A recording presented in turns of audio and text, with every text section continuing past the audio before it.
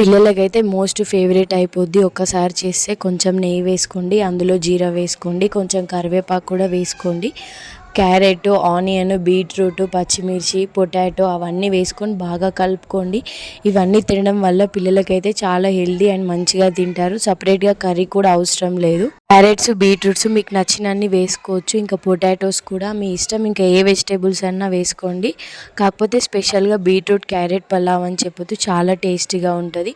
అవన్నీ వేసుకున్న తర్వాత బాగా మగ్గనివ్వాలి. మగ్గిన తర్వాత అల్లం వెల్లుల్లి పేస్ట్, ఇంకా కొత్తిమీర కాడలు ఉంటాయి కదా, అవన్నీ వేసుకోండి. తర్వాత బాగా మగ్గిన తర్వాత 2 గ్లాసెస్ బియ్యంకి 4 గ్లాసెస్ వాటర్ వేసుకోండి. చాలా టేస్టీగా బాగుంటుంది. ఇంకా అవన్నీ మగ్గిన తర్వాత బియ్యం వేసుకొని నీళ్లు పోసుకొని ఇంకా 2 విజిల్స్ ఇచ్చుకోండి, సరిపోద్ది. చాలా టేస్టీగా అండ్ బాగుంటుంది. పిల్లలు అయితే ఎంతో ఇష్టపడి తింటారు. ఇప్పుడు వచ్చేది సమ్మర్ కదా, రోజుకో స్పెషల్ ఇలా చేసి పెట్టండి, చాలా ఇష్టంగా